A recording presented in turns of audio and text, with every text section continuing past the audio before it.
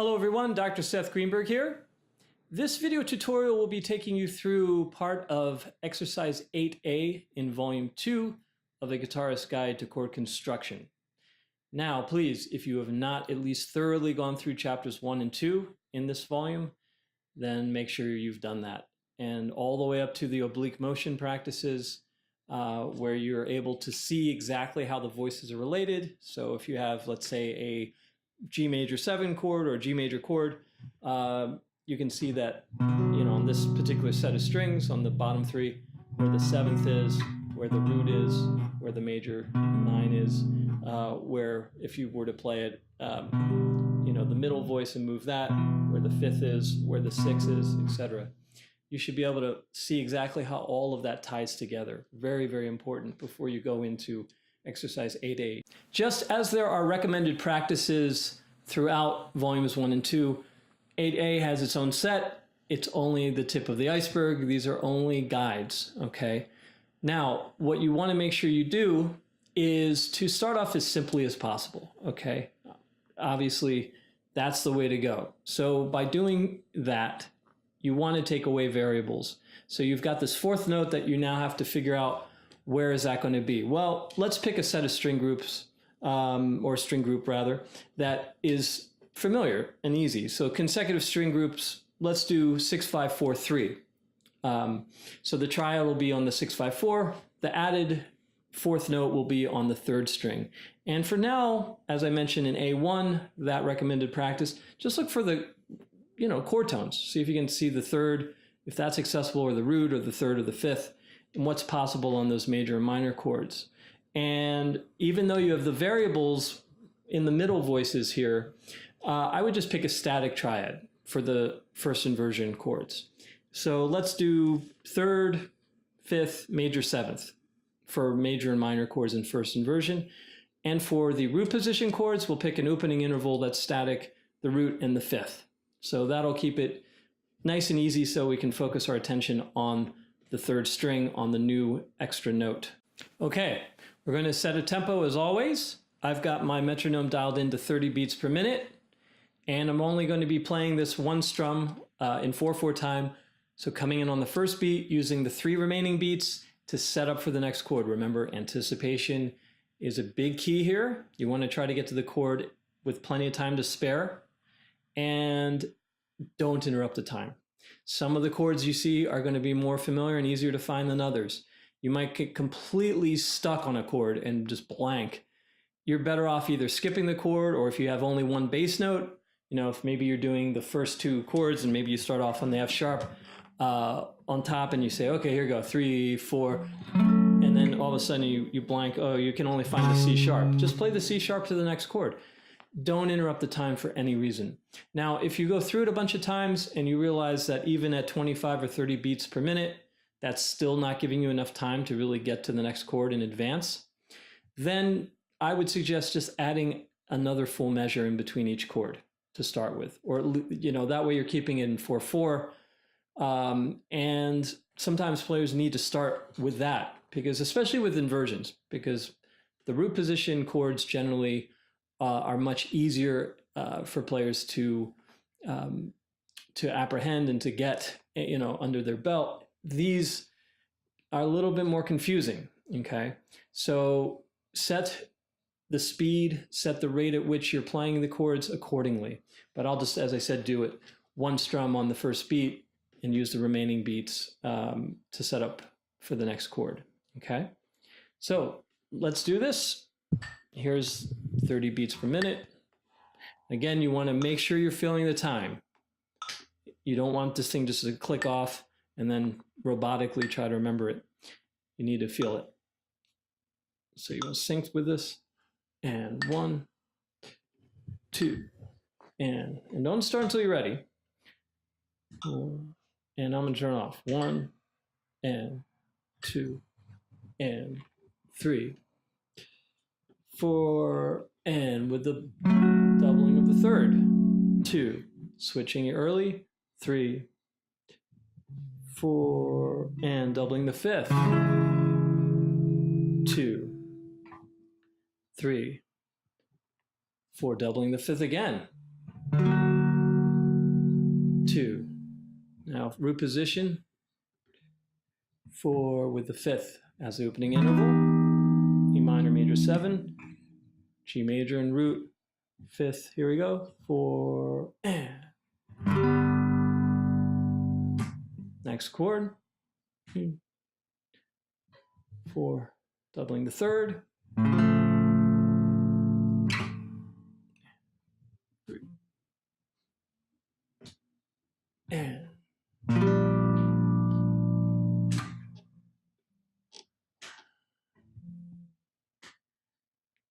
third again.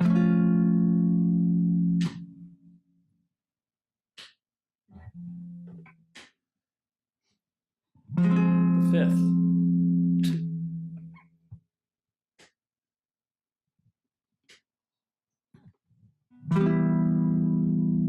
2, one more. 3, 4, and there you have it. Now, if you've already gotten that down and you start feeling comfortable with that, let's say you know that in this case, the second voice of the 4, remember the first voice is the highest voice, so that's the one on the third string right now in this case. So the second voice of the chord, we know that we've got the major 7th we just did. Maybe you would do it as another static chord, doing it with just the third, the fifth, the root, and then taking it through just that way. So if you're, again, just an example, 2 and 3, 4 and 1, 2 and 3, 4 and. So I moved all of them from the 7th and moved that up to the root. Doing that and keeping maybe the same static 5th, or changing the opening interval on the root position chords to the 3rd instead of the 5th. But again, just incrementally making these adjustments, not making this dramatic change from one very simple approach to a very complex variation on it. Now let's say we're going to do this on a non-consecutive string group. Let's do it on 6, 4, 3, 2. Use that. And in this case, I would start again with a static triad, just to start off with. So let's make that static triad the first inversion. Let's do 3rd, root, and then 5th. So if that first chord should be a familiar voicing from the previous first chapter and second chapter. It was minor, right? And let's find out what we can access on that second string. So, and for the root position chord, let's do root to opening interval as an octave. So that way, actually, the root will always be on the D string in this case. So let's try this. Here we go, setting a tempo. 2, 4, and major 7. 2, 3, doubling the root. And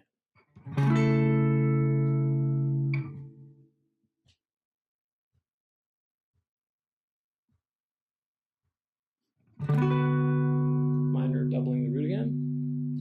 Now root to octave.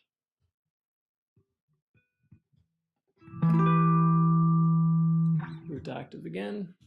Let's do the 6 on top this time. Put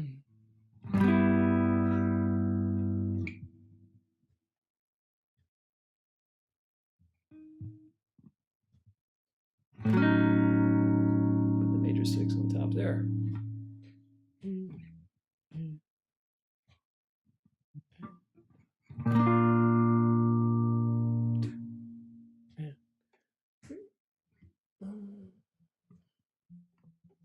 See if I can reach the 9th.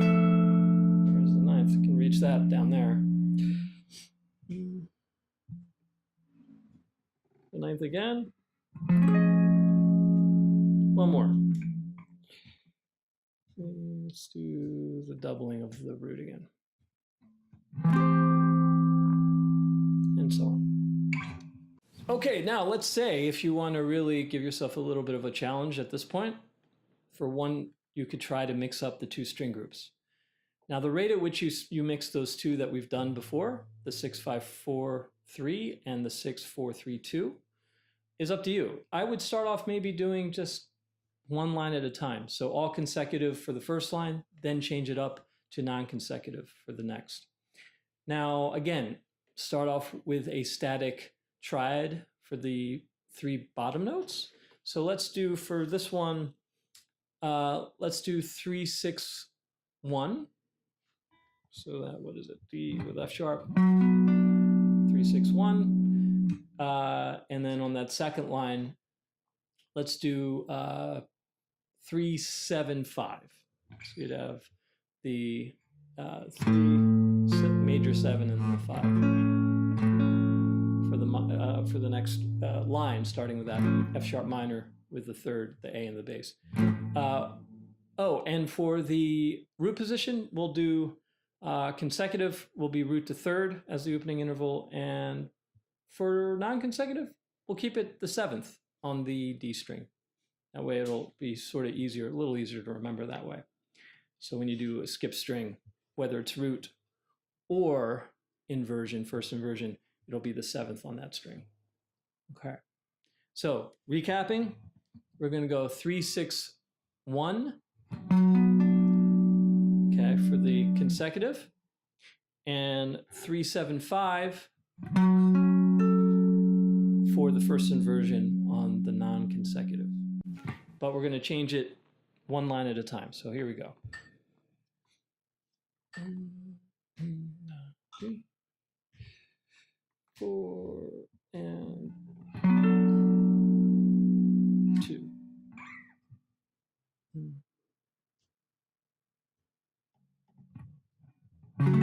Doubling the 6.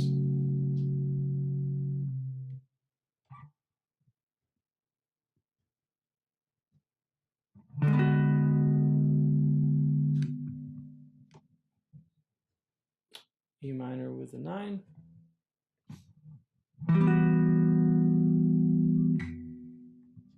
Getting off that chord quickly. Now we're switching.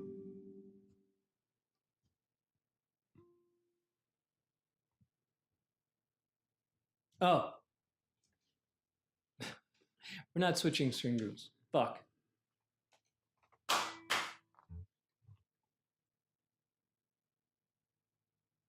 All right, so let's say that you've done those 2 string groups, just as an example, and you want a little more of a challenge. Well, another thing you could consider doing is changing those 2 string groups and alternating between them. That's definitely going to make things a little bit trickier.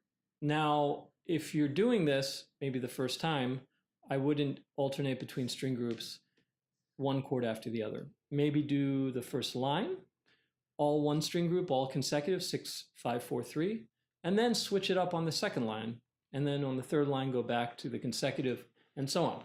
So let's try that. Now, again, I would keep it simple and make sure that the triad, the bottom 3 notes, is going to be just static. So let's pick one for the consecutive group. Let's do 3-6-1. So that would be what? Okay. Or if you're doing it down here, that would be covering for the consecutive. So 3-6-1. And then for the non-consecutive, let's actually keep, you know what? Let's do 3-7-5. Okay, so 3-6-1, consecutive, 3-7-5. If it's a root position chord, for the consecutive, we'll do root to third as the opening interval. And for non-consecutive, we'll actually keep the 7th on the D string. So we'll have an opening interval as a root to major 7th. It's pretty easy because that means the 7th is always going to be on that 4th string. So let's give this a try. Here we go. 3, 4, and 2, 3. Now I'm going to double the 6 here. And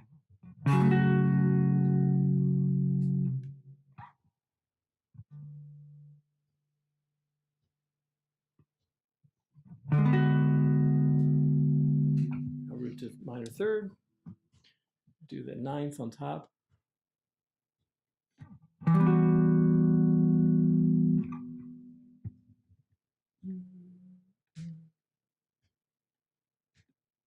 Now non-consecutive, root to major seventh first. 4 and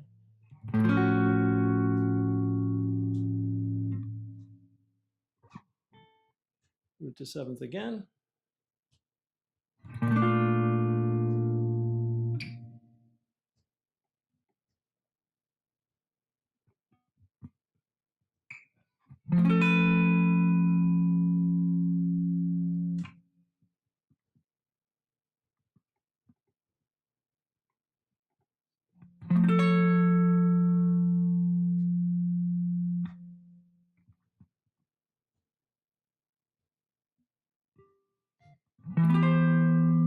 And then here we go back to consecutive. So root to third, this is inversion. Well, let's try to get that major seventh.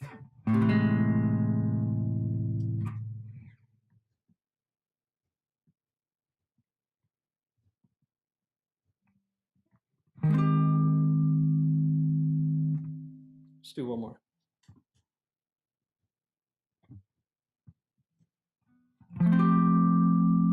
So on and so forth. Now, if you wanted to make it harder, obviously switching it more frequently would be that way. So here's an example. Let's say if we're going to do that at a rate of one chord, we're changing between the two string groups, same voicings, but at a rate of one chord per.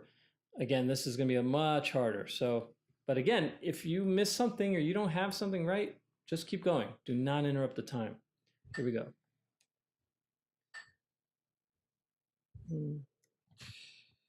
4 and now we switch.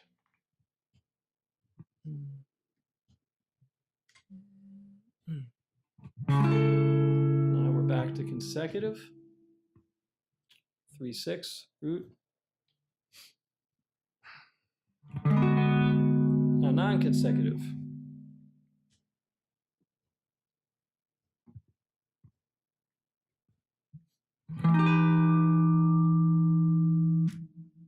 The seventh.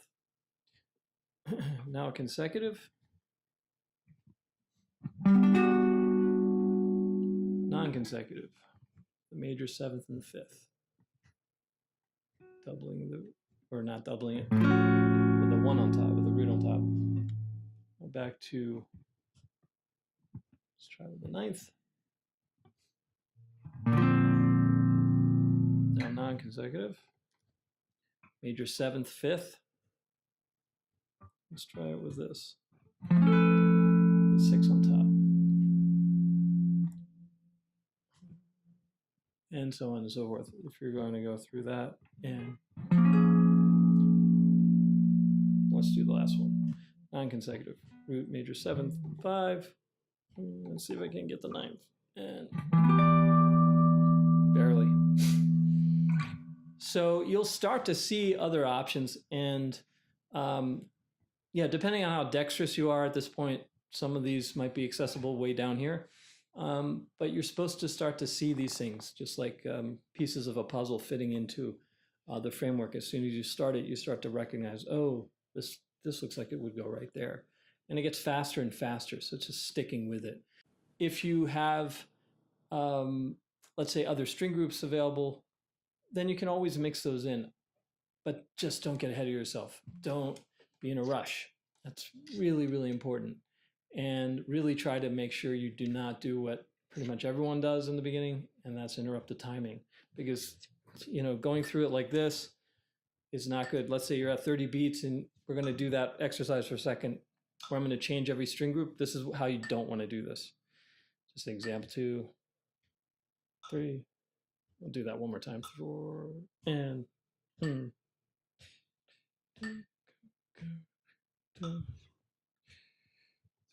let's start it off. And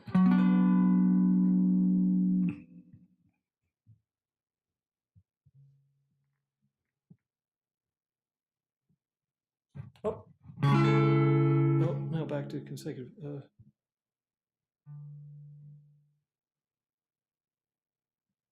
I mean, I have no feel. The pulse is gone, long gone. That is the worst way you probably can practice it, or at least certainly one of them. Don't lose that time. You're better off doing this. Set it again.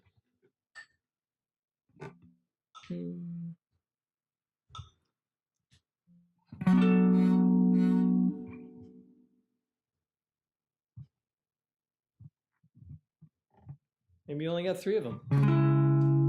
Okay.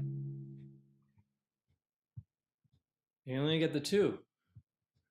The 3rd and the 6th. You can't find the root. Just play that without interrupting it.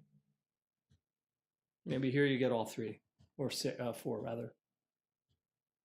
And so on and so forth. So just don't interrupt the time. If you only have 1 note, if you can't even get to the chord, you know, if you're doing this,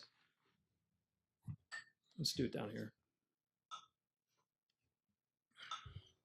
And 2. Let's say you can't find this. 3, 4, forget it. Bam, let's go to the B minor with the D. 2. Maybe I only can find 3 notes to play here. 4. Now I gotta skip a string. Major 7th here. Find your opening interval. Maybe you get the 3rd in there and you can't find it. You don't have enough time. Just keep going. 2, 3, 4,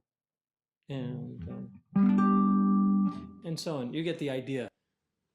But I know it's a lot easier said than done. I realize that. But you want to really exercise some diligence there and just try to catch yourself. If you notice it, just stop and just really try to get in the habit of not inserting any pauses.